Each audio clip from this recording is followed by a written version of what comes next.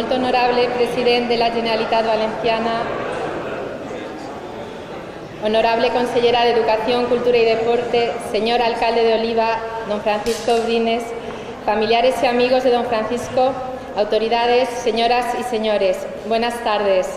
Permítanme, en primer lugar, darles la bienvenida a este monasterio de San Miguel de los Reyes, sede de la Biblioteca Valenciana de la Consellería de Educación, Cultura y Deporte. Quisiéramos agradecerles su presencia en este acto que tiene como objeto conmemorar el Día del Libro y del Derecho de Autor y, a su vez, rendir homenaje a uno de nuestros grandes poetas valencianos, el señor don Francisco Brines Bañó. Este homenaje es el resultado del acuerdo que adoptó el Consell de la Generalitat el pasado 1 de marzo, por el que se establece el 23 de abril, Día del Libro, como fecha idónea para rendir homenaje cada año a un autor de la Comunitat Valenciana. El Día Internacional del Libro tiene como objetivo fundamental estimular el gusto por la lectura, fomentar la industria editorial, así como la protección de la propiedad intelectual a través del derecho de autor. Con este mismo objetivo, el Consell ha decidido, además, establecer el día 23 de abril como efeméride para rendir homenaje cada año a un autor valenciano. Este acuerdo del Consell pretende poner en valor y dar a conocer la contribución de nuestros más ilustres creadores al progreso cultural y a la identidad cultural valenciana. Los actos que se programarán en torno al autor homenajeado tendrán por objetivo realzar su figura y promover el conocimiento de su obra. Desde la Biblioteca Valenciana se impulsarán cada año las actividades de ese día en torno al autor elegido, tales como lecturas, exposiciones, talleres didácticos, recitales, en colaboración con las bibliotecas de la Red Pública Autonómica, así como con los centros docentes de la Comunitat Valenciana que quieran sumarse a la iniciativa. La Generalitat ha decidido que en el año 2013 sea el señor don Francisco Brines el primer escritor homenajeado en este Día del Libro. Francisco Brines Bañó nació en Oliva en 1932.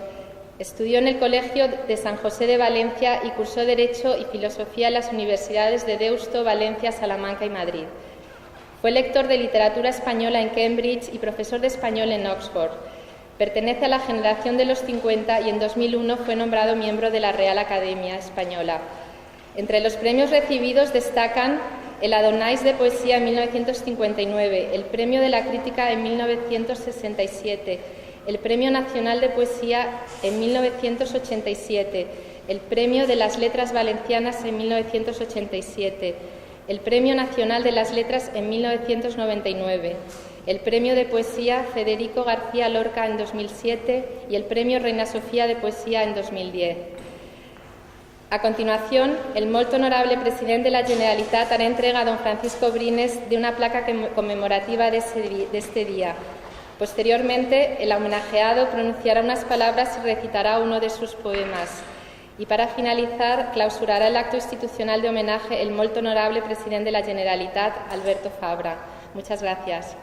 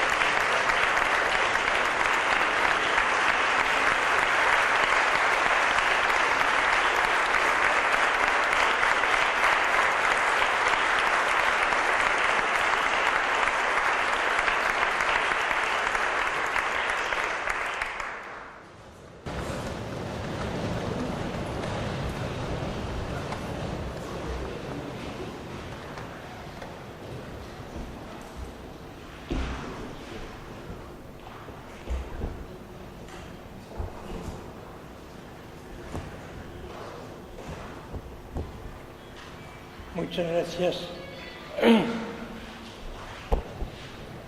En fin, han visto subir a un poeta y a una ruina andante, pero al final se ha subido con éxito, porque no he caído.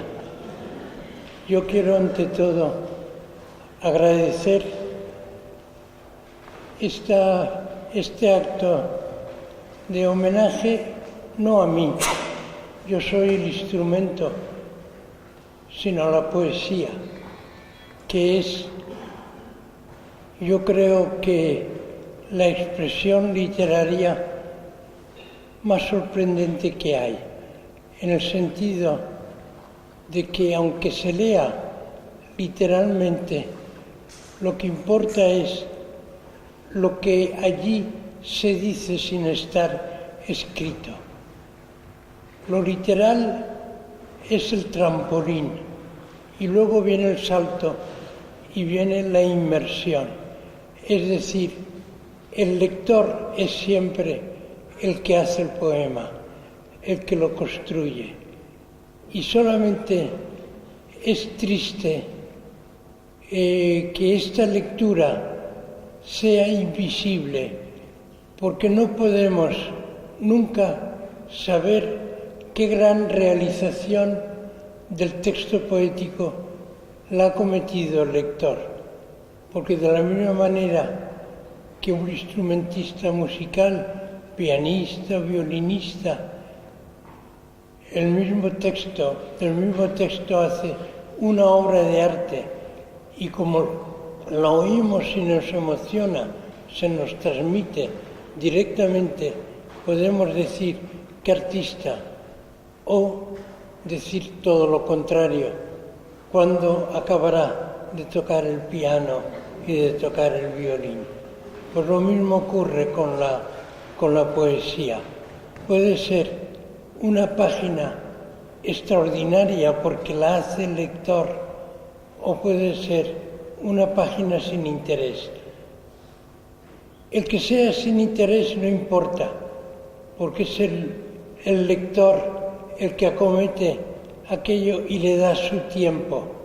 Y en esto siempre el poeta lo agradece mucho, pero el resultado final es el del lector, y es el lector el poeta. Y por eso ocurre una cosa que llama un poco la atención. El tiempo que se dedica a la poesía de los lectores de poesía, porque no es un tema de sobremesa. Mucha gente que no le gusta el fútbol sabe, por supuesto, quién es Messi, quién es Cristiano Ronaldo, quién es Casillas, quién es Mourinho, horrible, etcétera, etcétera. Porque sin saber y sin interesarles le hablan de ello. Pero de poesía no hay ninguna sobremesa, porque ni siquiera una sobremesa de poetas. Porque cuando los poetas se reúnen, hablan de anécdotas sobre la poesía, pero no de la poesía. Eso es siempre secreto, es siempre de uno. Y por lo tanto, dedicarle un tiempo a algo que no da ningún resultado indica sencillamente amor a aquello.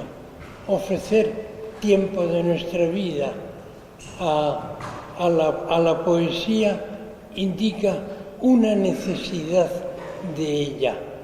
Y eso habla muy bien, y ustedes estarán conforme conmigo, y además el hecho de que hayan venido a un acto de homenaje a la poesía lo indica, que estarán de acuerdo totalmente conmigo. Por eso yo no puedo más que agradecer el homenaje, porque cuando las autoridades toman la dirección de homenajear a alguien, lo hacen siempre en nombre de los lectores. Y por lo tanto, Yo estoy muy contento de esto porque indica que mi poesía ha interesado a algunos lectores. La poesía es minoritaria, a fin y al cabo, y nos conformamos con eso, con que algunos lo lean. Algunos de los que cohabitan contigo, porque luego, a la larga, cuando un poeta ha calado hondamente, es un escritor bestseller. Por ejemplo, de Becker, cuando se publica un libro de Becker, se reedita el libro de Becker y no se hace ninguna crítica del libro de Becker. Es decir, no hay novedad, pero se publica y se vuelve a leer y vuelven otra vez a prestarle atención los coetáneos de Becker en su tiempo y después. Y lo mismo Lope, lo mismo Quevedo, lo mismo Góngora o Manrique. Y que la primera elegía, gran elegía, que fue la de Jorge Manrique, siga siendo ahora aún para nosotros lectores la primera elegía de la literatura española. Como la segunda, a mi modo de ver, es la elegía a la muerte de Sánchez Mejías de Lorca, en la que hace referencia constantemente a la de Manrique. Esas dos son las grandes elegías. Yo he escrito también elegías, muchas, a la gente que han sido los que han guiado mi vida. Pero toda mi obra también es una autoelegía, porque yo amo la vida y considero la vida como un don que se me ha dado, y ante la idea de la pérdida de ella no puedo menos que sentir que eso ocurra. Pero yo me consuelo pensando que si yo vivo y ustedes viven, es porque otros han muerto y que hay que morir para que vengan otros a vivir. Así es que muy contento de que la vida se haga y se deshaga, y que cuando se deshaga crecen otros que vienen, y que dure eso antes de que el planeta se lo trague la Tierra, se lo trague el Sol y el Sol desaparezca, porque no solamente estamos nosotros condenados a morir, sino, según dicen los astrónomos, también el firmamento. Así es que consuélense que no solamente a nosotros nos va a ocurrir, sino también a las montañas y a los mares y a todos. Es decir, que muy bienvenidos, y en mi caso, el llegar un poco como llego, un poquillo tambaleante, no está mal tampoco. Decir, bueno, bien, yo ya no puedo hacer ciertas cosas, así que ahora es la hora del adiós. Y uno dice, muy bien, adiós vida, pero sepas que te he amado y que tú me has dado todo el don del existir, la existencia, que es un don, un privilegio. Así pues, muchas gracias a todos ustedes y gracias también en nombre de la poesía, porque la poesía les exija un tiempo a ustedes que dan muy a gusto. Y yo terminaré esta estas palabras un poco tartamudas. Es decir, el poeta es un tartamudo que a veces, por una menudencia o por un espacio en blanco, pierde a lo mejor el sueño. Y todo se tiene que solucionar. Pero él está pendiente de aquello, porque todo tiene que ser expresivo en la poesía. Una I copulativa, un espacio en blanco, todo es expresión, todo dice. Y este apunte de viaje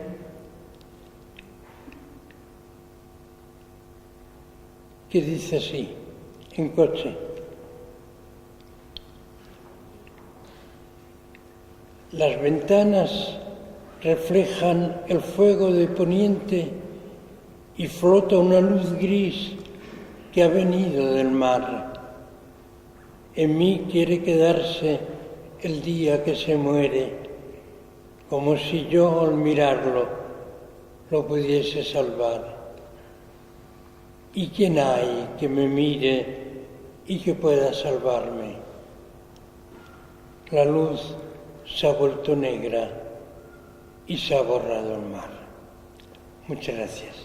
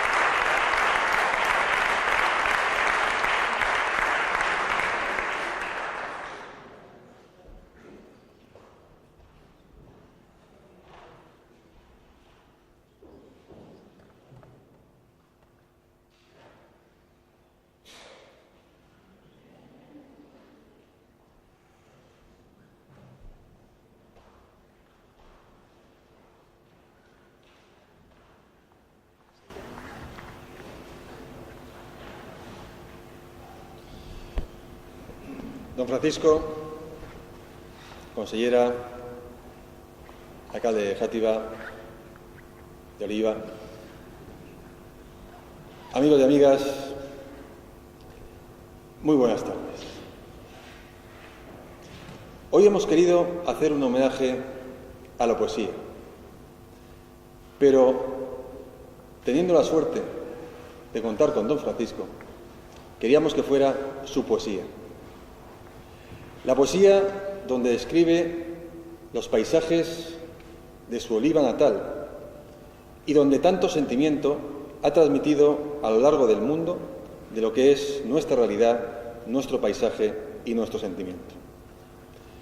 En un día donde conmemoramos este homenaje junto al Día del Libro y los Derechos de Autor, un elemento fundamental en el progreso de cualquier cultura y de cualquier sociedad. Los libros nos aportan ideas, son un instrumento fundamental para cualquier sociedad libre, democrática y moderna. Y además son los que nos ayudan a adquirir conocimiento, formación y educación.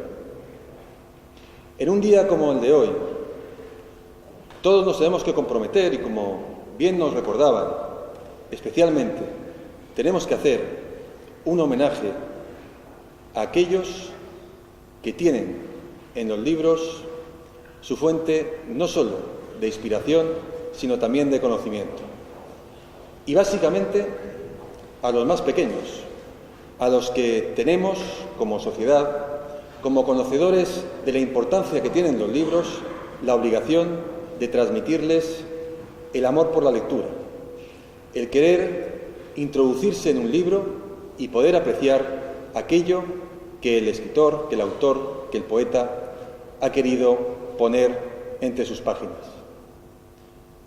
Por eso, desde la Generalitat incidimos en la necesidad de inculcar ese cariño hacia los libros, especialmente a los más pequeños. Y para ello debo también agradecer el esfuerzo que hacen los ayuntamientos, no solo poniendo bibliotecas, haciendo bibliotecas dentro de sus cascos urbanos, sino también las aulas de lectura. Somos la cuarta comunidad española en cuanto a bibliotecas y la satisfacción de los usuarios que asisten a la misma está por encima de la media española. Eso significa que hemos ido por el camino correcto, pero que, como todos vosotros sabéis, en esta labor no podemos bajar los brazos. Siempre tenemos que estar atentos a cualquier circunstancia e insistir para que precisamente esa introducción a la lectura sea una de las cuestiones fundamentales de todas las personas.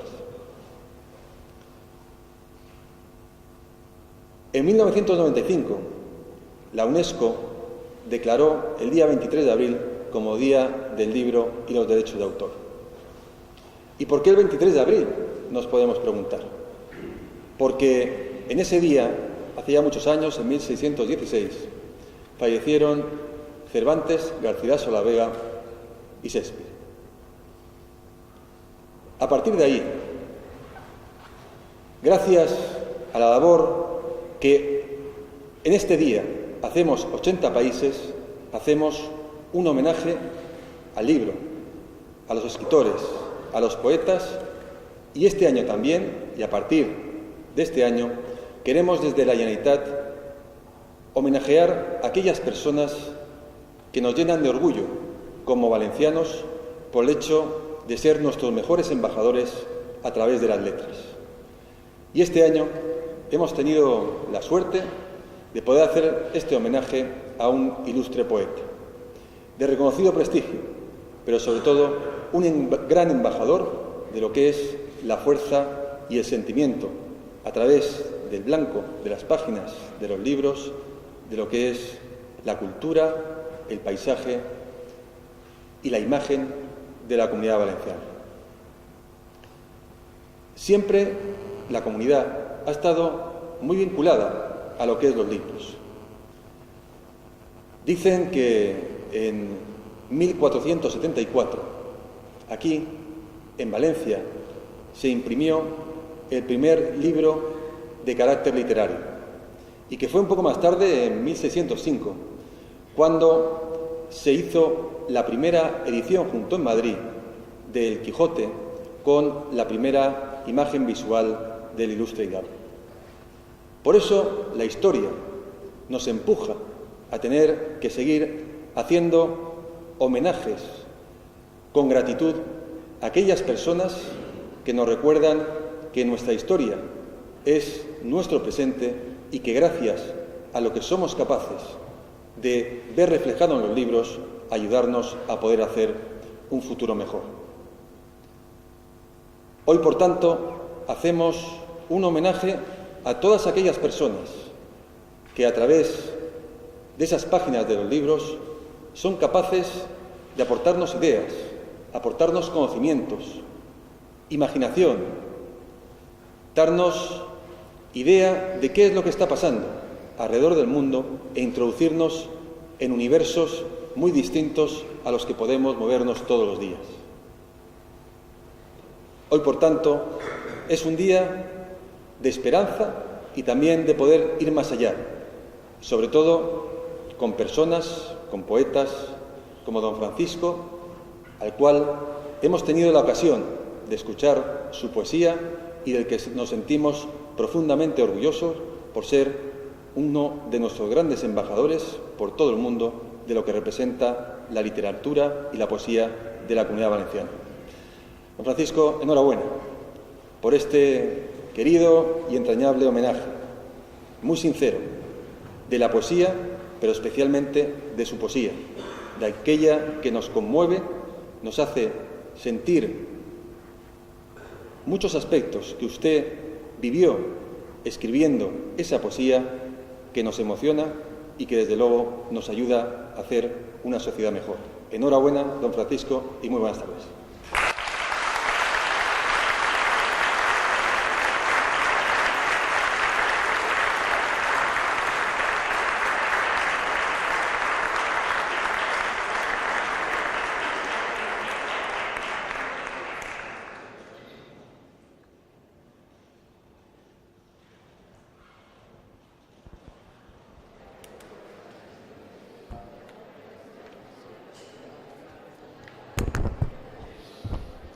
Señoras y señores, buenas tardes. Vamos a proceder a la segunda parte del acto de hoy, que es ante todo una manifestación de admiración y de cariño hacia la persona y la obra de Francisco Brines, y creo que interpreto el sentir de todos si empiezo dando las gracias a aquellas personas a cuyo patrocinio debemos el acto que hoy se ha podido desarrollar. En primer lugar, el molt honorable presidente de la Comunidad, de la Generalitat Valenciana, don Alberto Fabra, que ha tenido que dejarnos por exigencias de su calendario. La honorable señora doña María José Catalá, consellera de Cultura. El ilustrísimo señor secretario autonómico de Cultura, don Rafael Ripoll. La ilustrísima señora doña Marta Alonso, directora general de Cultura, y el señor alcalde de Oliva, don David González Martínez. Francisco Brines pertenece a la llamada generación del 50 y, a diferencia de la mayoría de los poetas incluidos en esa generación, y a semejanza ante todo de Claudio Rodríguez, nunca practicó la poesía social. Paco ha sido profesor, lo han oído ustedes antes, en Inglaterra, y desde mayo del año 2006 forma parte de la Real Academia Española. Entró en el mundo de las letras por la puerta grande, cuando su primer libro, Las brasas, publicado en 1960, recibió el Premio Donais de Poesía, que era en aquel entonces el más prestigioso de nuestro país. Después ha recibido muchísimos, el Reina Sofía de Poesía Iberoamericana, el de las Letras Españolas, el Fastenrath, el Nacional de Literatura y de la Crítica y el de las Letras Valencianas, entre otros. La obra poética de Francisco Brines se caracteriza por la introspección, el cultivo de la memoria y la reflexión sobre el paso del tiempo. Su objetivo ha sido siempre la reflexión autobiográfica acerca de las realidades y los problemas existenciales básicos llamados a interesar emocionalmente al ser humano. Sus asuntos son los del acontecer diario de una persona común, pero no en el relato insustancial de su anécdota, sino en el vuelo de un pensamiento trascendente a ella. Su tono es el de un meditador denso y consciente de la relevancia de sus interrogantes y del propósito de elaborar una ética tan personal como llamada a ser transmisible y compartida. Y el haber logrado en ese terreno un discurso de serenidad, verdad y hondura es el principal entre sus muchos méritos. Uno de sus mejores críticos, el profesor Dionisio Cañas, resumió su pensamiento en una fórmula que me parece difícil de superar. Les cito literalmente: la mirada de Francisco Brines es profundamente elegíaca y no puede contemplar el mundo sin dejar de ver en él los quevedianos signos de la muerte. Y aunque eso no le impide constatar su hermosura, como contemplador reingresa siempre a la negación y a la ausencia. El personaje poemático que define la obra de Francisco Brines es un ser ensimismado y ausente en su falta de convicción y esperanza, y guardián de una serena sabiduría nacida del recuerdo. Su consuelo más firme es saber que la naturaleza nunca lo defraudará en la permanencia de su espontaneidad y de su gracia, mientras los seres humanos, en cambio, se revelan menos puros, entes imprecisos y hasta fantasmales cuando no los transfiguran el amor y la inocencia. El ser humano que siente y reflexiona, una vez expulsado del paraíso de la infancia, adquirirá conciencia de lo que es su mayor y más irrevocable límite, el paso del tiempo. En el mundo de Francisco Brines, los indicios de una lenta y constante erosión y destrucción convierten el mundo en un persistente aviso. El polvo que obtura una cerradura, los crujidos nocturnos de una casa cuyas vigas de madera se van cuarteando día a día, o la piedra preciosa agrietada en la sortija que luce en la vitrina de un museo el dedo de una momia. Por ello, para Brines, toda tarea humana, espiritual, artística, intelectual o científica, si es emprendida con excesivo empeño, como si cupiera en ella una gran trascendencia, no puede merecer más que piedad. La elegía es el mayor y más distintivo registro de su voz, siempre que elegía no se entienda como una simple lamentación, sino como una profunda meditación. Esa actitud elegíaca se inicia ya en su primer libro, Las brasas, y no lo abandonará nunca. En consecuencia, y en sus propias palabras, no merece atención la poesía entendida como juego o virtuosismo, por la que pocas veces se dejó tentar.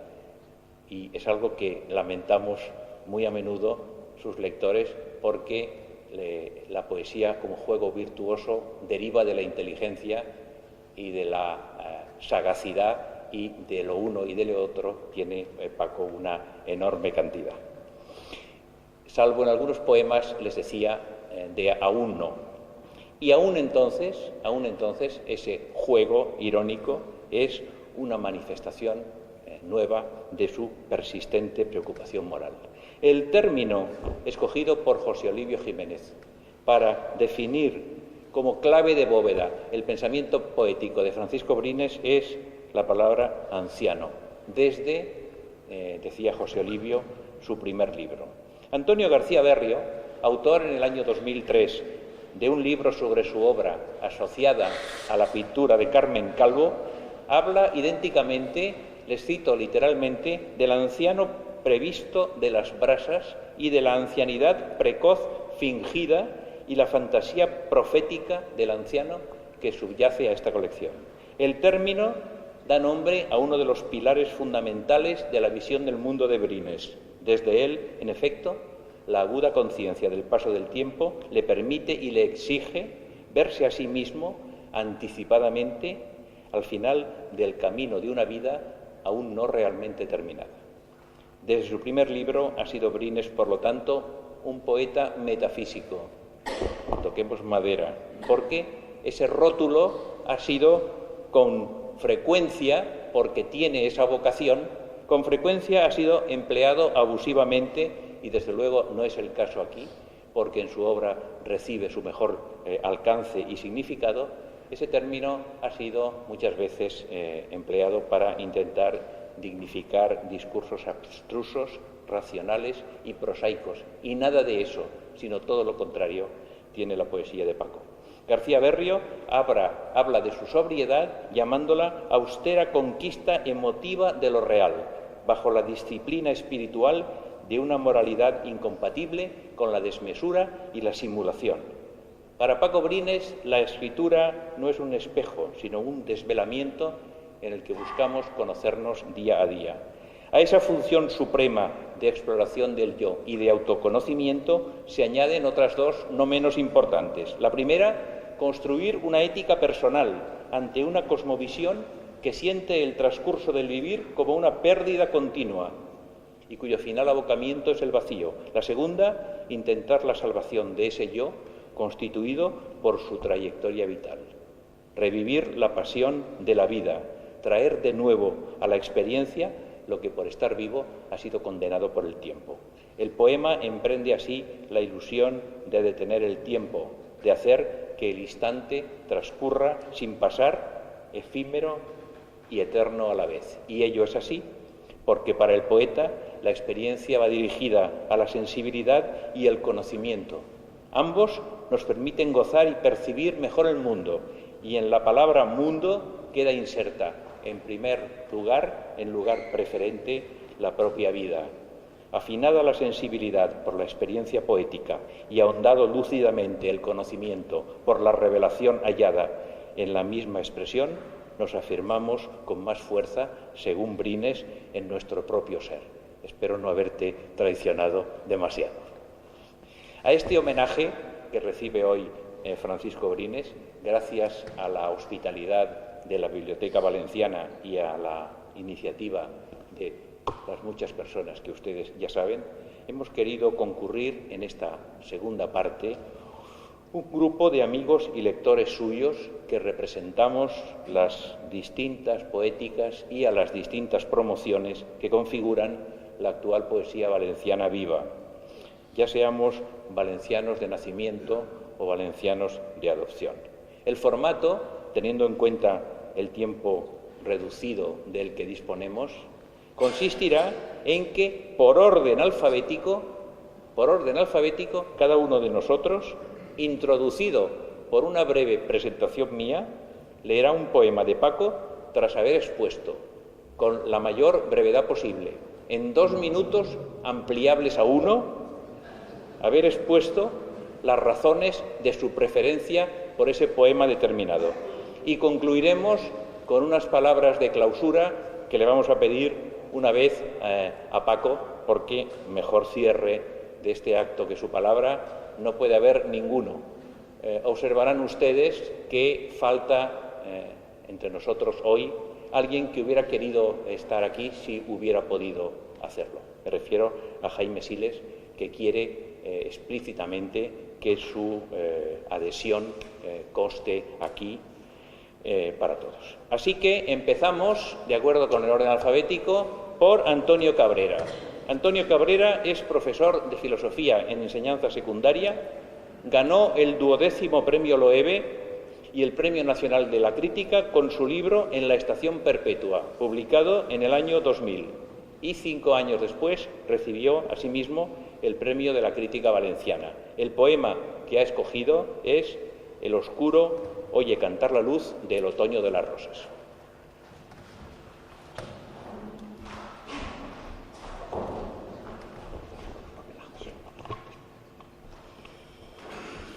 Buenas tardes Paco. Se nos ha pedido que expliquemos brevemente el poema que vamos a leer y eso es lo que voy a hacer, obedeciendo absolutamente a las indicaciones de Guillermo. Leeré un poema titulado El oscuro oye cantar la luz. Se trata de un poema que cierra el libro El otoño de las rosas y lo hace marcando radicalmente el contraste entre luz y sombra, entre vida y muerte, es decir, subrayando la esencia de lo elegíaco. Como colofón que es, el poema propone una síntesis final llena de simbolismo y hondura entre el sentir gozoso de la vida y la conciencia de la fugacidad. Somos seres oscuros, porque nos habita la muerte, que contemplan estremecidos como fulge a su alrededor el mundo. Tengo este poema entre mis preferidos no solo porque me parece un ejemplo supremo de la tonalidad meditativa de Francisco Brines. He de confesar que, movido por mi afición ornitológica, esa preferencia tiene mucho que ver con la presencia en este poema del pájaro, así en arquetipo, como pájaro abstracto. Pero ahora que estamos en abril y que por todas partes canta en la luz ese pájaro, en sus formas diversas, como ruiseñor, como mirlo, como jilguero, este poema cobra más sentido todavía. Pronunciarlo nos pone ante la luz, a pesar de la oscuridad. Y el poema dice así: El oscuro oye cantar la luz.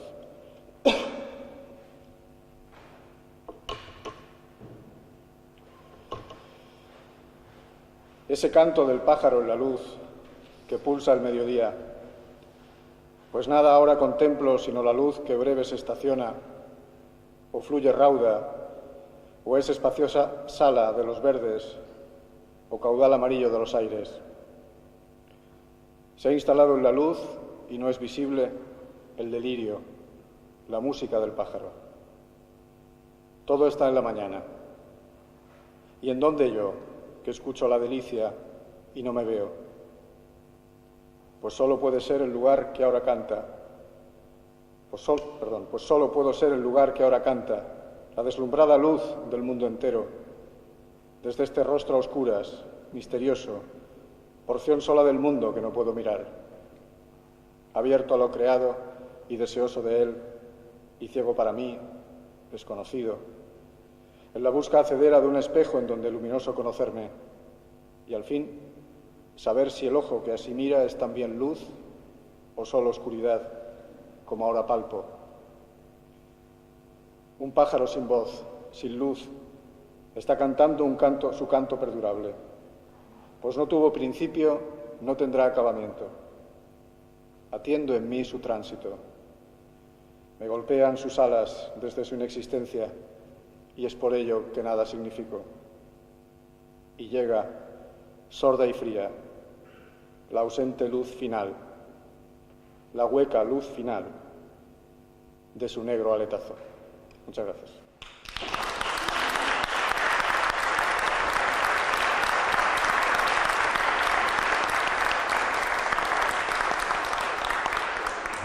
Bien, tengo que darme la palabra a mí mismo por imperativos alfabéticos y el poema que he escogido para leerles es la primera parte, porque es un poema muy denso, muy extenso, la primera parte del poema titulado en el libro Palabras a la oscuridad, La mano del poeta. Este poema lo he citado, lo he comentado muchas veces en cursos y seminarios porque me parece un excelente ejemplo de lo que tiene la poesía de específico y de distintivo como visión del mundo, como discurso y como sistema de comunicación. ¿Y por qué la poesía puede competir perfectamente con otras formas de saber y con otros géneros literarios en igualdad o incluso en superioridad de condiciones? El poema es, en cuanto a su contenido, sumamente sencillo. Se podría resumir diciendo: nada es inmune a la destrucción causada por el tiempo. Pero si les digo esto así, se convierte en un terrible y manido tópico. Para que un pensamiento modifique nuestra sensibilidad, es decir, para que signifique, y esa es la grandeza y la miseria de la poesía, tiene que ser enunciado de otro modo, con una lógica que no sea la lógica de la razón, sino la de la emoción y la de la sensibilidad, y en otro orden de cosas para que ustedes me entiendan. Nadie, absolutamente nadie, que esté normalmente constituido, deja de emocionarse si le ponen ante los ojos el hundimiento del Titanic. Pero creo que a nadie le emocionaría lo que es su exacto equivalente en el ámbito de la razón científica, el principio de Arquímedes. Léanlo ustedes y verán cómo no les produce la menor emoción. Un amigo mío médico y poeta me dice: ¿por qué habláis tanto de los besos? Un beso no es más que un intercambio de vaciloscopia. ¿Qué tiene de emocionante eso? Absolutamente nada. La vida, una enfermedad de transmisión sexual con la mortalidad garantizada al 100%. Y sin embargo, cuán grandes obras literarias han sido escritas sobre la vida y sobre el beso. El poema funciona porque su lógica es la reunión de un conjunto de imágenes, por su semejanza y por su pertinencia en el ámbito de la vivencia personal. Estaba Paco en la sala egipcia del Museo Fitzwilliam de Cambridge, donde se conserva la mano de una momia, que en uno de sus dedos lleva una piedra semipreciosa tallada como lo que los arqueólogos llaman un escarabeo, es decir, la esquematización de un escarabajo pelotero. En el escarabajo pelotero los egipcios veían un símbolo de la desaparición y reaparición diaria del disco solar, es decir, un símbolo del ciclo cósmico de vida, muerte y resurrección. La mirada del poeta ha percibido la identidad entre la carne momificada que se va disgregando, la sortija agrietada y la putrefacción futura de su propia mano, con la perspectiva de los varios miles de años a lo largo de los cuales se ha producido un fenómeno inmutable e inexorable, que es la destrucción universal. Y así, en ese lenguaje y con esa lógica de las imágenes, es como esa verdad, que en sí misma no tiene nada de llamativo, significa y emociona. Solo les leo, como les digo, la primera parte.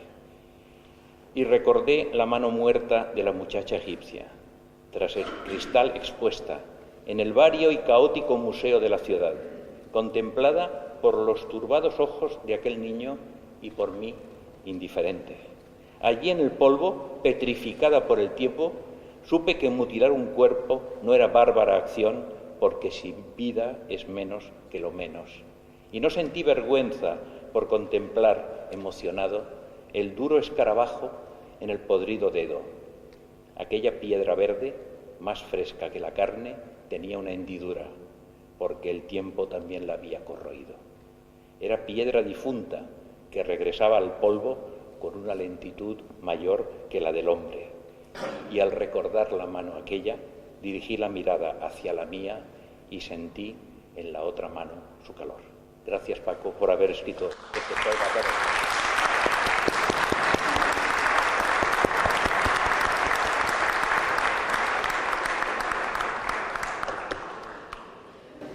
Fernando Delgado es periodista profesional en prensa, radio y televisión, y como escritor tiene en su haber 4 libros de poemas, el último de ellos, El pájaro escondido en un museo, publicado en 2011.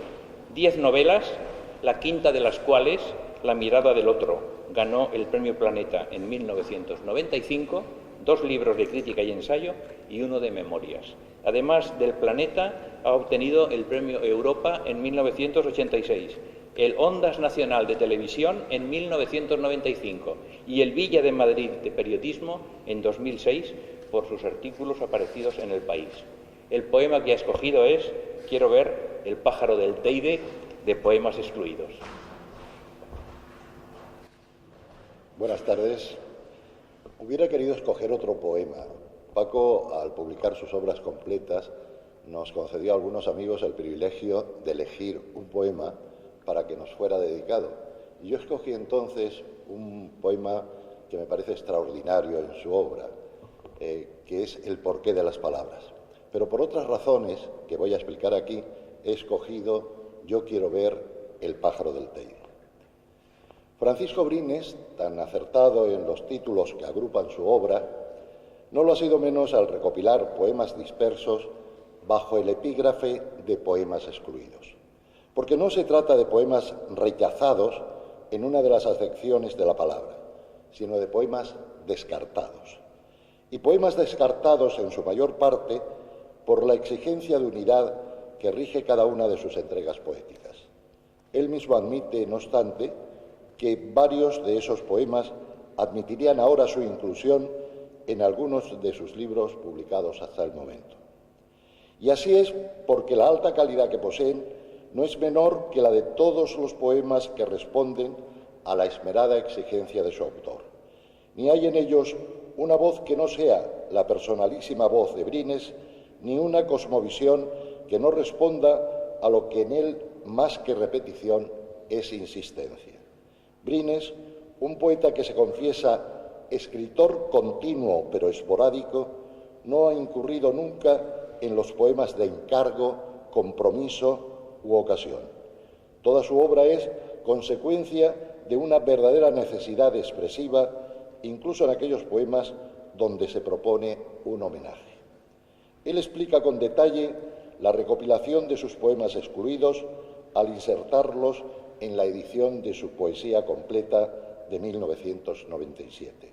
Y al explicar el que yo he elegido para leer esta noche, en la expresión de nuestro afecto y admiración hacia él, el titulado Yo quiero ver el pájaro del Teide, reconoce su voluntad de homenaje a un luminoso territorio que es el luminoso territorio de mi isla de Tenerife.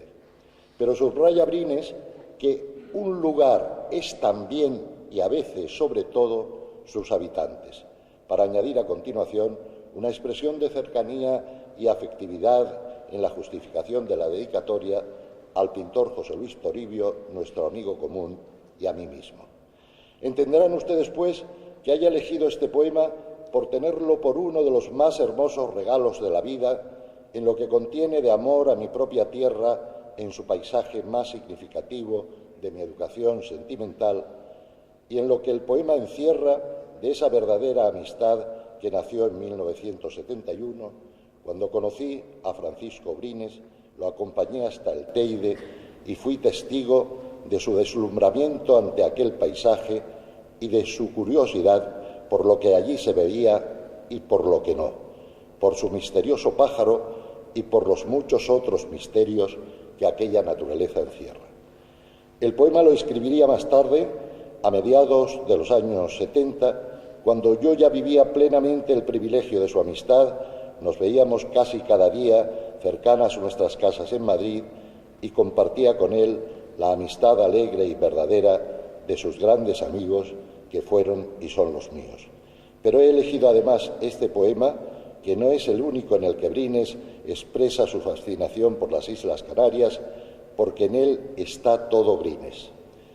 El poeta del tiempo que salta en el tiempo, el poeta de la naturaleza, el poeta fascinado por la juventud, el poeta que exalta la vida y el poeta elegíaco. Ese poeta descrito también por Guillermo Carnero al comienzo de este acto. El poeta que proyecta aquel paisaje de mi isla al contraste con el recuerdo de Oxford y acaba recordándolo en su paisaje de naranjos, cerca del cual, ¿quién nos lo iba a decir a los dos?, terminaremos nuestras vidas. Si la suya acabara antes, tendré que recordar los dos últimos versos de este poema.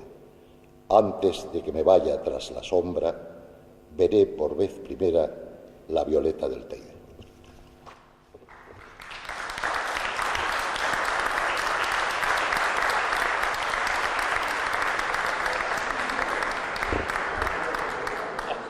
Hombre, que gracias, Antonio Cabrera.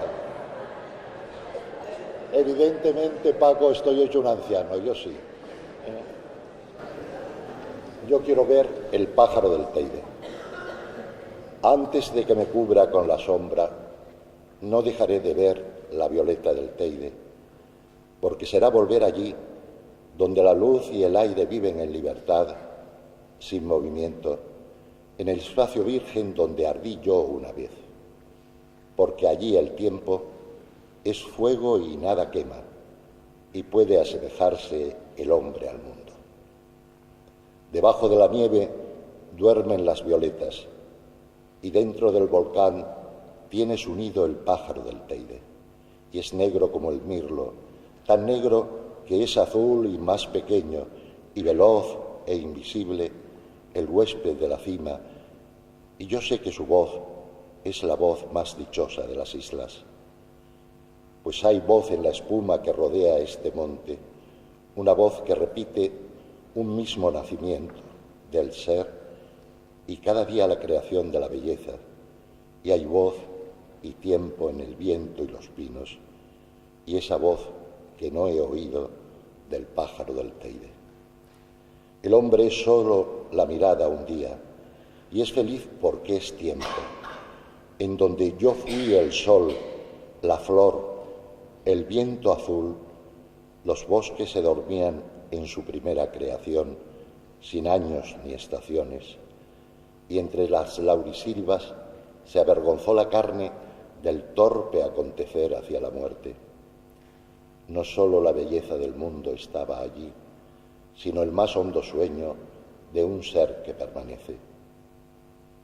Decidme aquellos que tuvisteis juventud en las islas, ¿cómo pudisteis soportar la pérdida del mundo?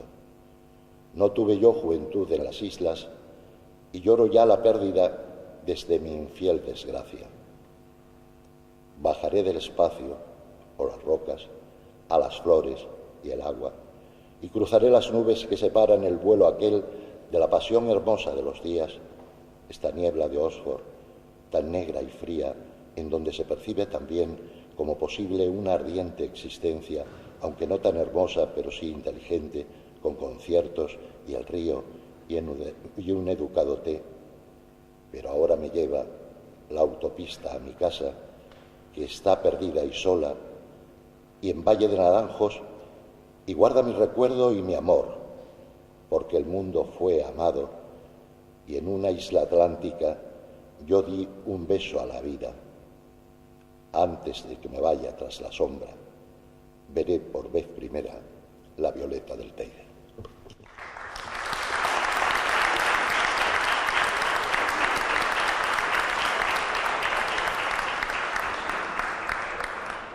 Bueno, ya ven ustedes cuál es el truco para que uno lo aplaudan dos veces.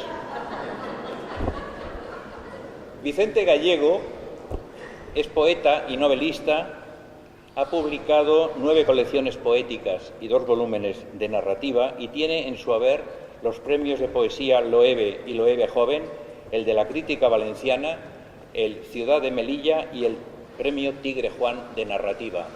El poema que ha escogido es La rosa de las noches, del libro El otoño de las rosas.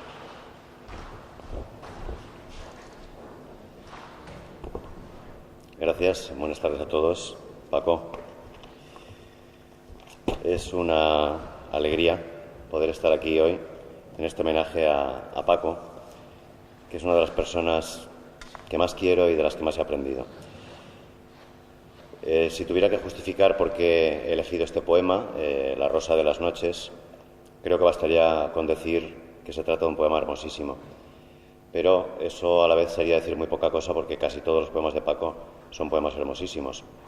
Con lo cual, aunque la poesía jamás necesita una justificación, en este caso, mucho menos, porque creo que estamos ante uno de los grandes poetas de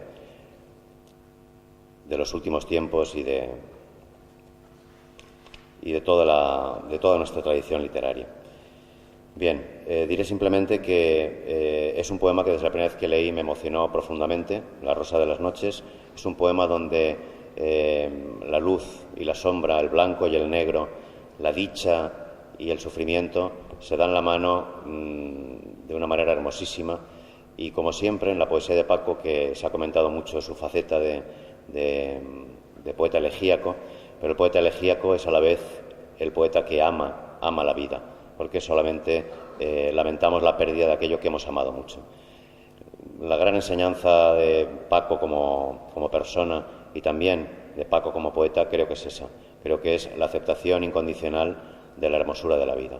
La vida no necesita ningún sentido, porque si nosotros verdaderamente hemos amado la vida, ese es el sentido de la vida. Y si no la hemos amado, no podemos nunca llegar a comprender aquello que no amamos. Esto está en la poesía de Paco constantemente, está en el magisterio humano de Paco constantemente y es lo que sostiene a Paco siempre en ese espíritu de gratitud con el que siempre se acerca a la vida y se nos acerca. Bien, el poema se titula La rosa de las noches. Todas las noches de mi vida, hasta el alba, sin llegar nunca a nadie, en ciudades distintas, los ojos en acecho son una turbia rosa negra. Se cumple así la sed que concedo a la carne, esta difusa espera, que es la fidelidad de mis cansancios, o el encuentro de alguna luz pequeña que se abate tras del furor en las cansadas sábanas, allí donde los cuerpos se nutren de reposo, que no es mortal aún, en esa hora tan dura en que la luz es agria, es una ciega rosa blanca. Todas las noches de mi vida, envejeciendo, son una infame rosa negra, son una rosa negra y solitaria, una encantada y desvalida rosa. Si volviera a vivir, yo quisiera aspirarla de nuevo sin piedad, pues por ella existí, aunque me devorase. Yo miraba los astros, su hermosura, y nada aquel espejo reflejó que a él se asemejase, solo la quemadura del vivir, que aun sin fulgor yo sé que existe. Todas las noches de mi vida, también las que vendrán, son una iluminada rosa negra, un secreto esplendor que aún no es ceniza y nadie puede ver, y que este ciego roza, lleno de ardor, con las manos tendidas.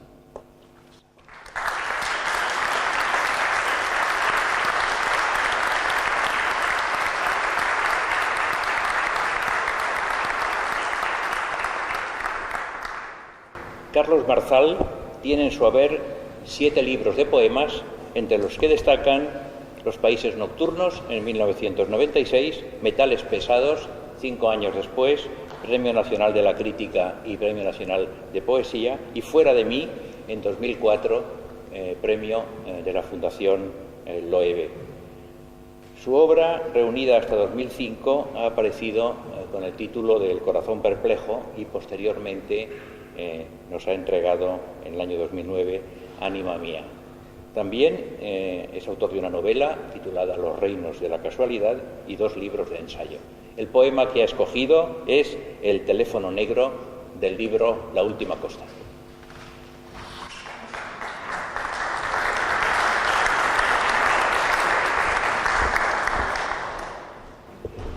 Hola, buenas tardes. Bien, cuando estábamos preparando el acto nos pusimos todos los poetas en contacto para escoger un poema de Paco y no repetirlo, no chafarnos. Claro, nos pusimos todos en contacto, pero no nos pusimos en contacto con Paco. En el sentido de que no le dijimos, Paco, vamos a leer este poema tuyo. Y Paco ha leído el poema que yo tenía escogido, a punto de viaje en coche. Bien, no les voy a leer el poema, pero sí que quiero colocar 2 notas a pie de página de ese poema. A mí es un poema que me fascinó desde el momento en que lo leí, y cuando se lo comenté a Paco me dijo que era un poema que le había encantado a Ramón Gaya. Era el poema del libro de La última costa que más le había gustado a Gaya. Yo creo que el que un lector, un poeta y un pintor, un artista como Gaya escogiera ese poema, bueno, pues en cierta forma también se suma a la energía que el poema tiene. El poema, como ha dicho Paco, es A punto de viaje, y luego tiene un subtítulo entre paréntesis que es En coche. Bueno, es un poema que Paco escribió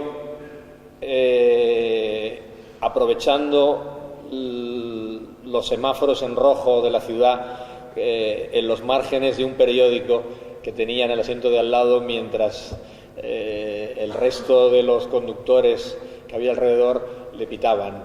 Por una vez los atascos del tráfico y los conductores que no arrancan cuando el semáforo se pone en verde sean bienvenidos. Bien, afortunadamente Paco tiene tantísimos poemas que he podido cambiar enseguida de poema por otro que me encanta también del mismo libro, de La última costa. He escogido un poema que se titula El teléfono negro. Forma parte de la vena más bronca, más dura, más elegíaca de Paco. Yo creo que es un poema sobre la soledad radical del individuo, sobre el aislamiento. Es un poema que me gusta mucho también porque, como ocurre otras veces en la obra de Paco, el poema que toma como centro de la creación un objeto, en este caso un teléfono, es un poema al objeto concreto, es un poema al teléfono real, pero es un teléfono que se convierte pronto en un símbolo de todo eso que he dicho, del aislamiento y de la incomunicación. El teléfono negro.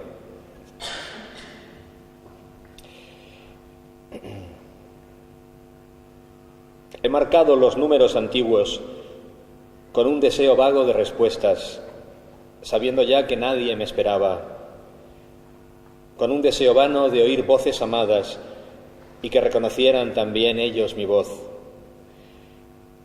Mi teléfono es negro y en la noche, aún más negra, solo oía el sonido que llamaba a unas tumbas y yo en mi casa solo. Se rompe la mañana en el turbio cristal, va llegando el verano, cantan los pájaros, los mismos, y no sé si hay consuelo. Con la luz que desnuda amanece, desnudo entro en la cama y el teléfono suena. Me apresuro, le digo que me diga. Sigue el silencio y sé que están hablando. ¿Sale la voz de alguna boca muerta o acaso de tan solo hay en mí sordera? Oigo otra vez los pájaros y sé que son los mismos que cantaban entonces, tan frágiles y eternos.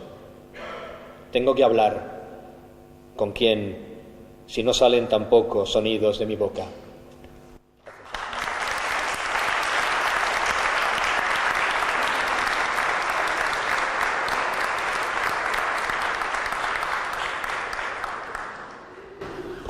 Lola Mascarell es periodista y profesora de Lengua y Literatura. Ha dirigido el taller de narrativa de la Universidad Politécnica de Valencia, tarea de la que procede, si no estoy equivocado, Palabras en el Yunque, un libro de ensayos del año 2012, y en 2010 publicó su primer libro de poemas, Mecánica del prodigio, al que ha seguido Mientras la luz, que fue el premio Emilio Prados en el año 2012.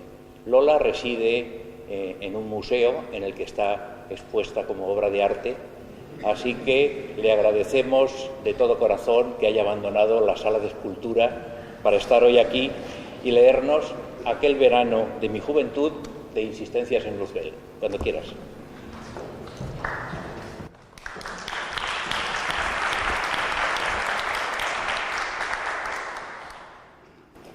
Bueno, pues muchas gracias. Me han dejado el día libre, efectivamente. Y bueno, podría haber mil motivos y a la vez ninguno para justificar la elección del poema, porque, como ya se ha venido diciendo, no sé exactamente si he sido yo la que he elegido el poema o el poema el que me ha elegido a mí.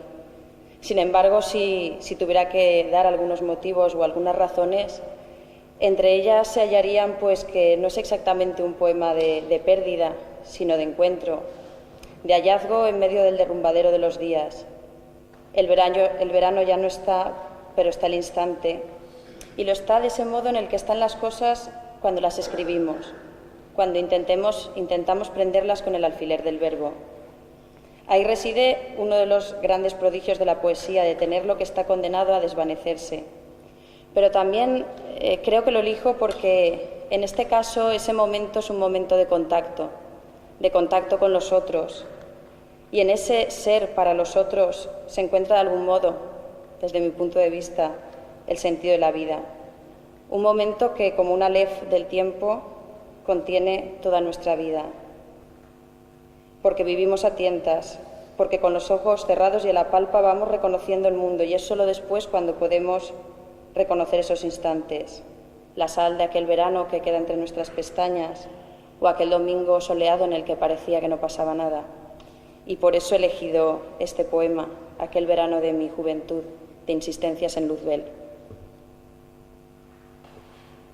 ¿Y qué es lo que quedó de aquel viejo verano en las costas de Grecia? ¿Qué resta en mí del único verano de mi vida?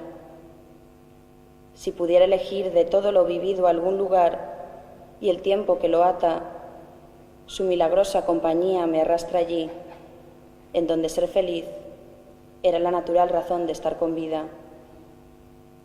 Perdura la experiencia como un cuarto cerrado de la infancia. No queda ya el recuerdo de días sucesivos en esta sucesión mediocre de los años. Hoy vivo esta carencia y apuro del engaño algún rescate que me permita aún mirar el mundo con amor necesario y así saberme digno del sueño de la vida, de cuanto fue ventura, de aquel sitio de dicha saqueo avaramente siempre una misma imagen, sus cabellos movidos por el aire y la mirada fija dentro del mar. Tan solo ese momento indiferente, sellada en él la vida. Gracias.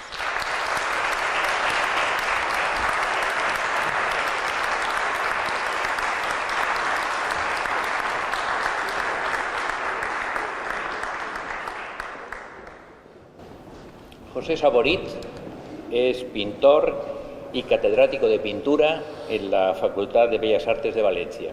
Ha expuesto sus obras en galerías valencianas, españolas y extranjeras, ha recibido numerosos premios de pintura y ha sido comisario en varias muestras por encargo de diversas instituciones públicas y privadas. Tiene en su haber un catálogo demasiado extenso para que pueda ni siquiera citar los títulos de libros de poemas y otros sobre historia, teoría y estética de la pintura y el cine. El poema que va a leernos es La última costa, del libro del mismo título.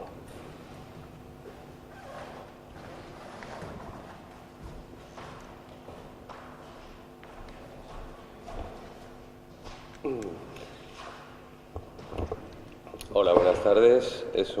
Gracias a todos. Es un placer estar aquí. Paco, es una alegría formar parte de tus amigos y participar en este homenaje.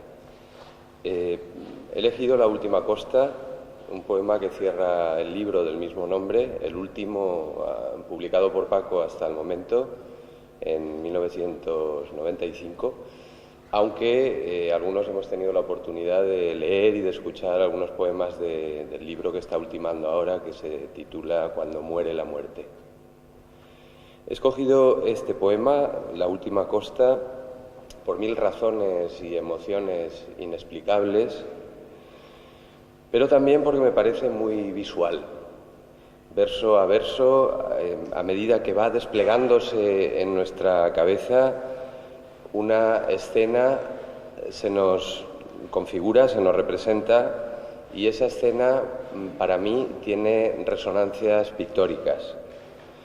No es casual si tenemos en cuenta que Paco es un gran aficionado y conocedor de la pintura, como cualquiera puede comprobar visitando su casa de Elca. Este hecho está relacionado también con la importancia que la imagen tiene en la poesía de Paco, como él mismo ha explicado en alguna de sus poéticas, creo que en Certidumbre de la poesía, la imagen, un vislumbre, una visión como origen del poema, de la persecución del poema, del nacimiento del poema. Cuando leo La última costa, se me aparece el oscuro y malcarado Caronte de la Capilla Sistina.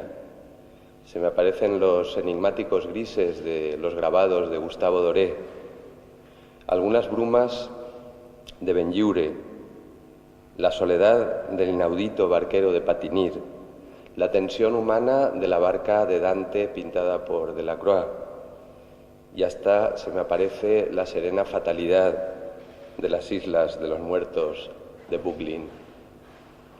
Pero todo eso no sería más que memoria y erudición. Lo más importante es que por encima de todas esas evocaciones pictóricas, La última costa resuena en mi interior con una voz tan íntima que parece ser la mía, la de mi última costa.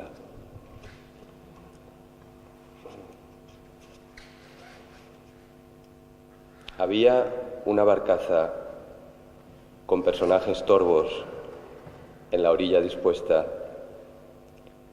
la noche de la tierra sepultada, y más allá aquel barco de luces mortecinas en donde se apiñaba con fervor, aunque triste, un gentío enlutado.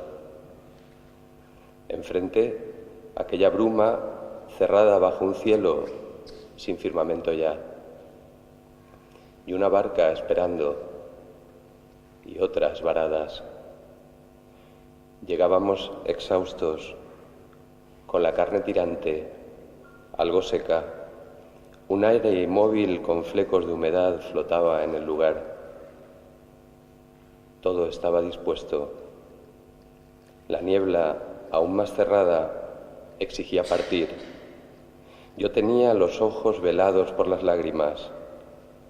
Dispusimos los remos desgastados y como esclavos, mudos, empujamos aquellas aguas negras. Mi madre me miraba, muy fija desde el barco, en el viaje aquel de todos a la niebla.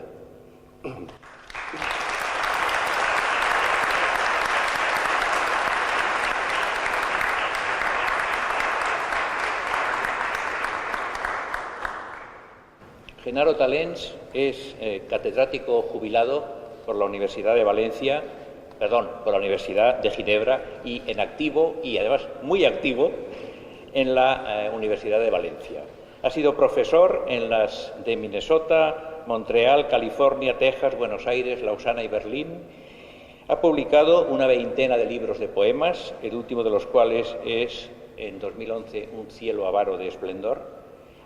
Ha traducido a poetas clásicos como Shakespeare, Goethe, Novalis, o clásicos contemporáneos como Rilke, Pound, Eliot y Beckett.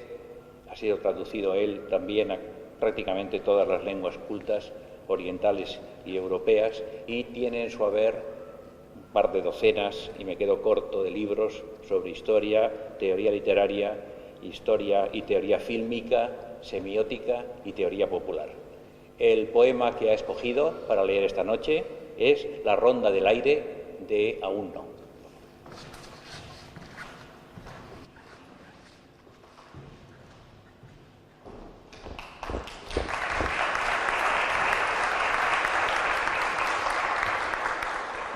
Buenas tardes.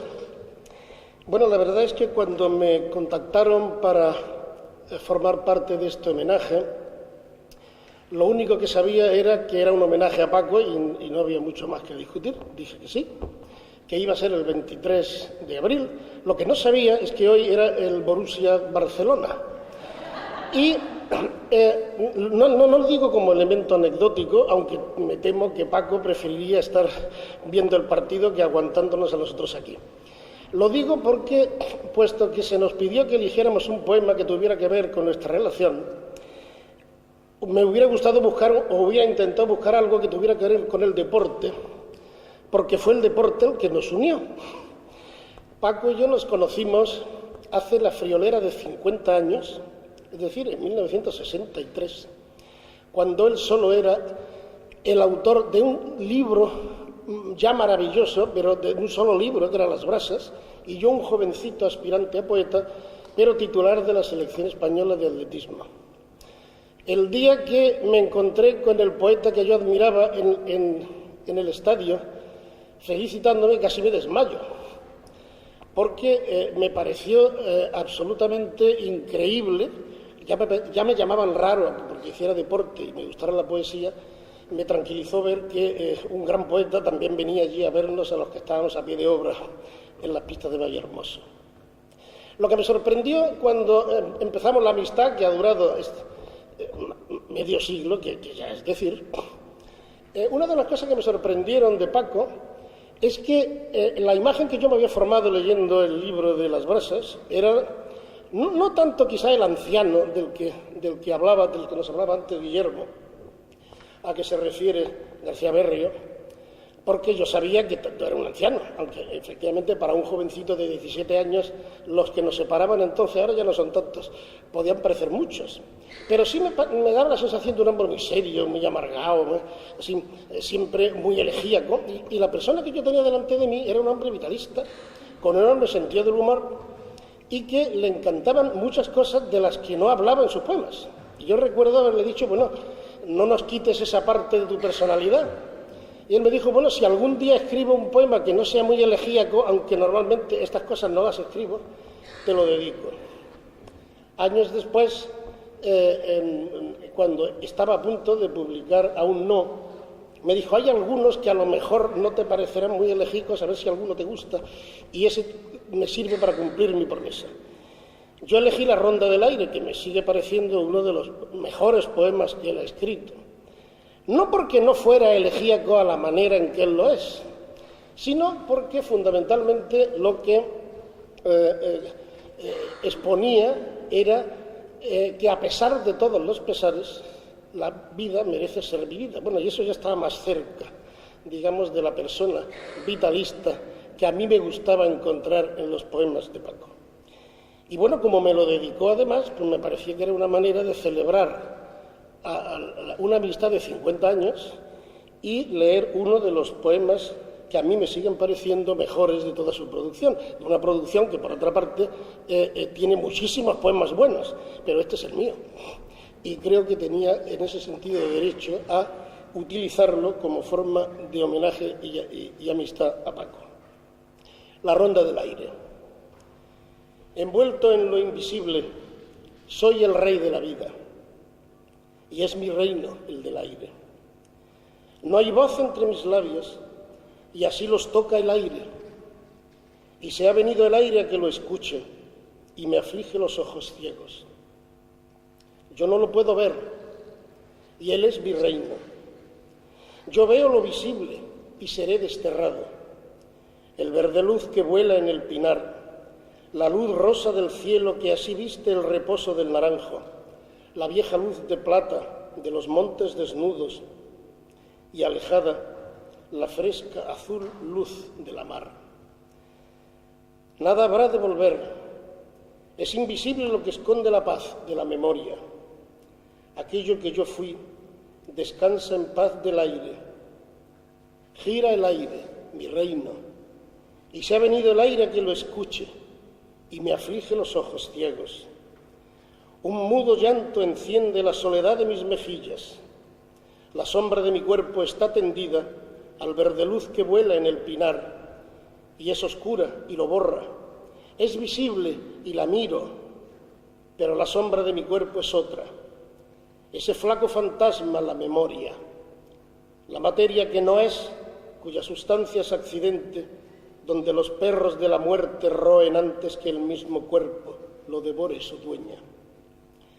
Como una abeja rubia gime el aire, y me ronda y me rueda, y yo no alcanzo más allá de la lluvia violenta de Brindisi a recordar su mano en la columna, ni en qué rincón mi calle de oliva era más blanca, ni la amistad que fue, ni el dolor del amor, ni estos años borrados por la noche. Es mi existencia fiel al eje que caduca, la sola realidad. En lo visible vive, de la espaciosa sombra de la casa, baja el valle a buscar la claridad del mar, y vive en lo invisible que se encarna, el canto y el aroma. Todo será rumor en la ceniza.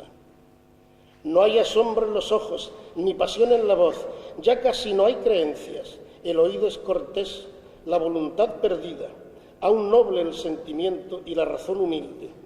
Agradecido a la belleza, fiel al dolor y a la amistad, aún vigorosa la lujuria, esclavo y desasido del único tesoro, el tiempo. Y porque espera la sordera sola, el alma se aproxima indiferente.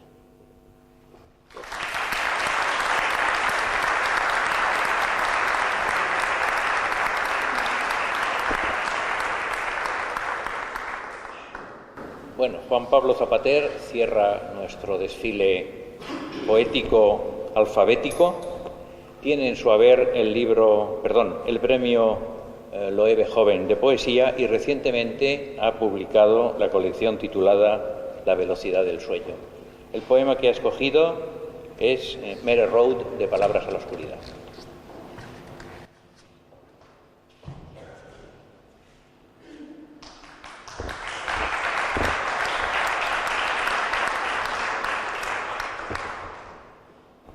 Buenas tardes.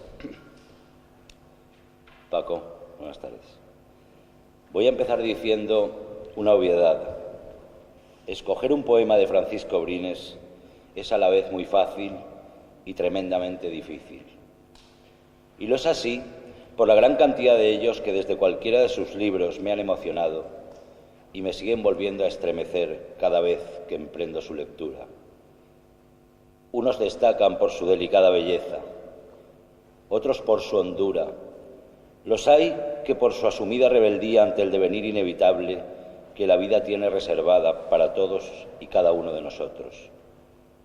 Pero en suma, qué agradable vacilación, qué dulce duda la que nos invade a la hora de la elección de un solo poema entre tantos. He tenido que inclinarme por uno, aunque me inclinaría ante muchos.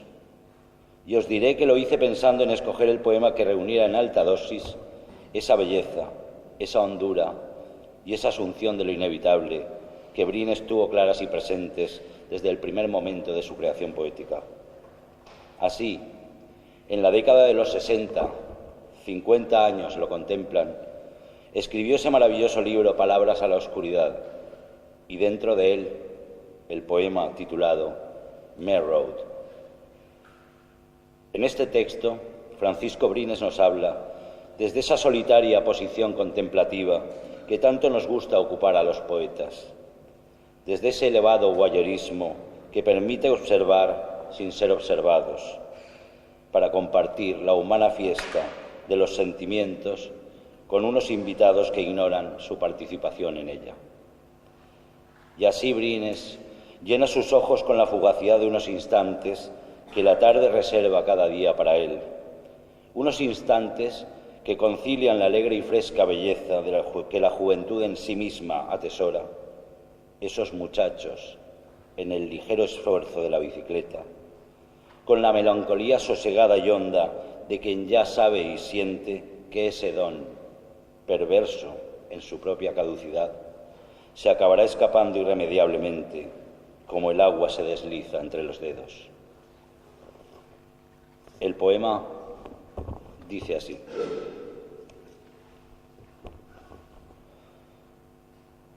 Todos los días pasan y yo los reconozco.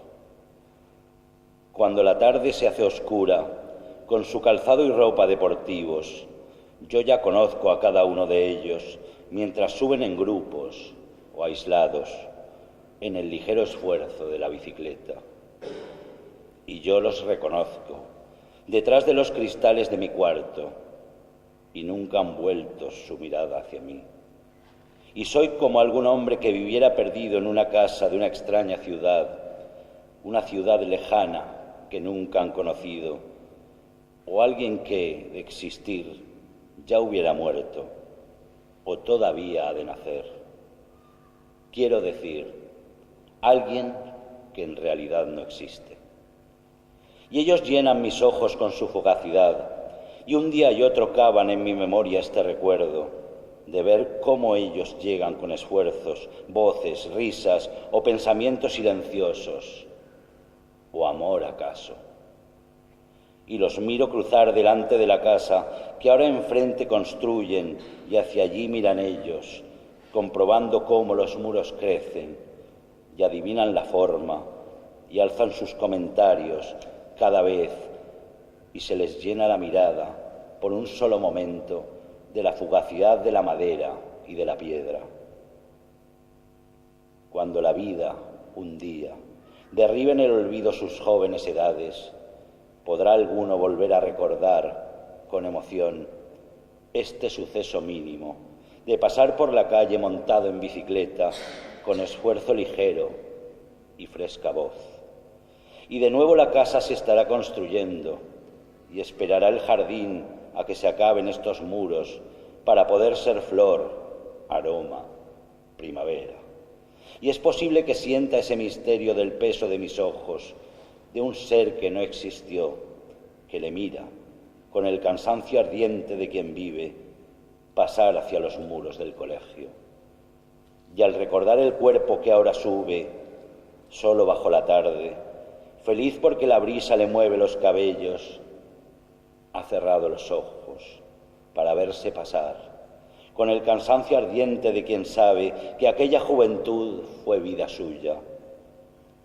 Y ahora lo mira, ajeno, cómo sube feliz, encendiendo la brisa, y ha sentido tan fría soledad que ha llevado la mano hasta su pecho, hacia el hueco profundo de una sombra.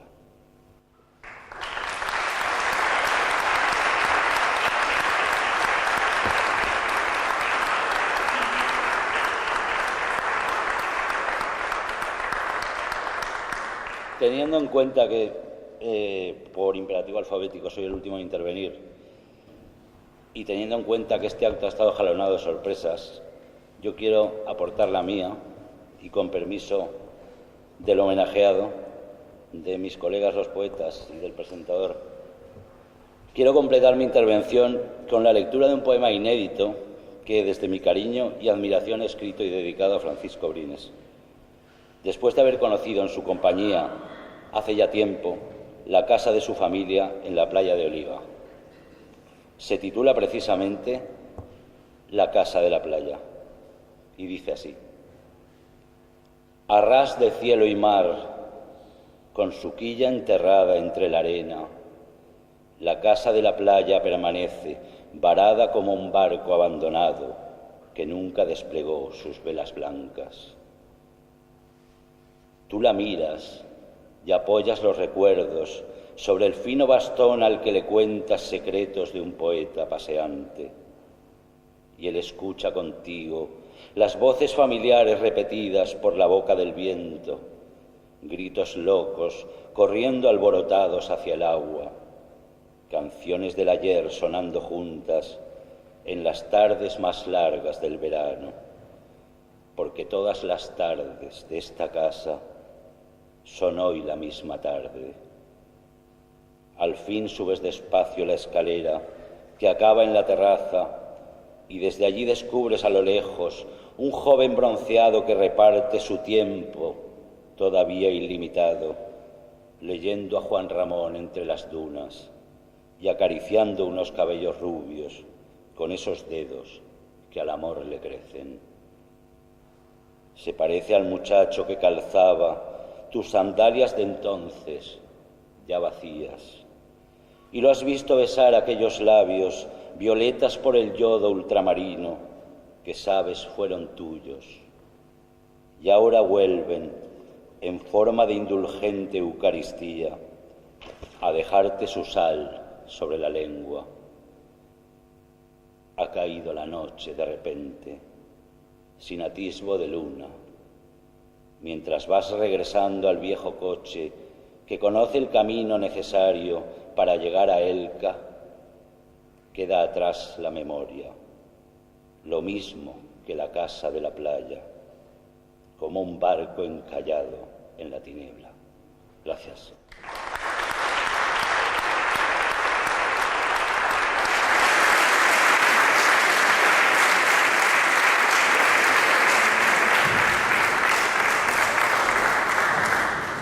Como la voz principal esta tarde es la de Paco, yo quiero pedirle que en verso o en prosa, como él prefiera, cierre este acto y de esa manera les damos a todos ustedes las gracias por habernos acompañado.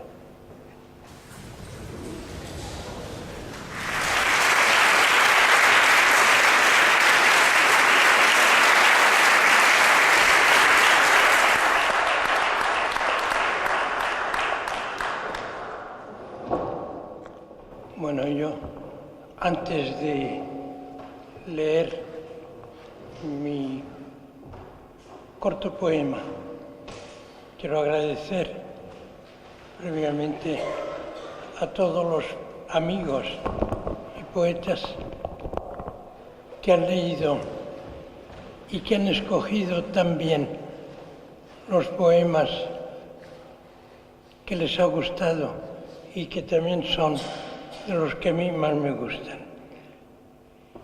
Yo ahora voy a leer un poema corto de mi nuevo libro que se llama Mi resumen.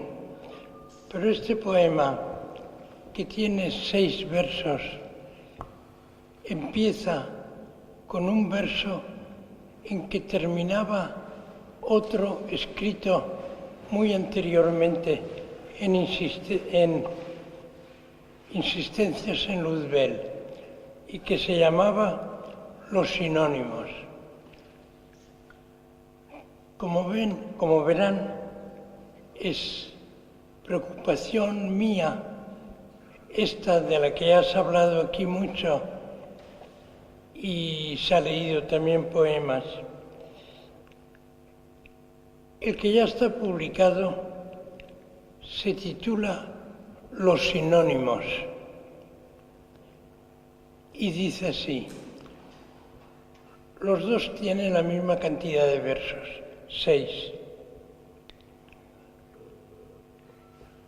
Más allá de la luz está la sombra, y detrás de la sombra no habrá luz ni sombra, ni sonidos, ni silencio.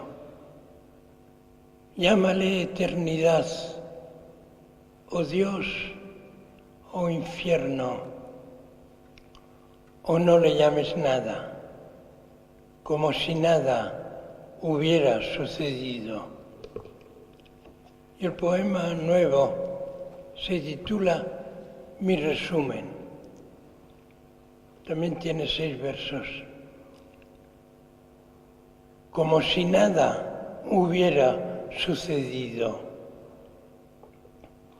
Es ese mi resumen, y está en él mi epitafio. Habla mi nada al vivo, y él se asoma a un espejo que no refleja a nadie. Muchas gracias.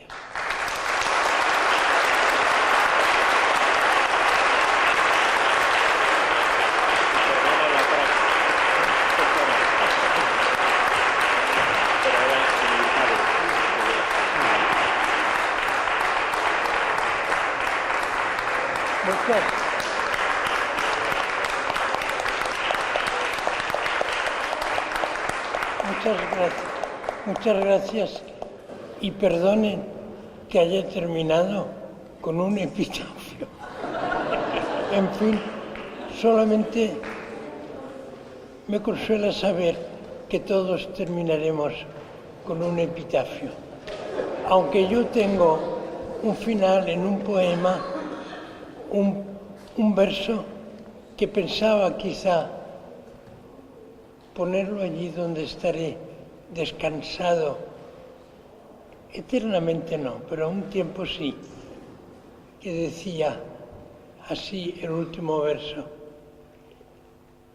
Yo sé que olí un jazmín en la infancia una tarde y no existió la tarde. Vengo a decir lo mismo que he dicho aquí, de otra manera. Muchas gracias.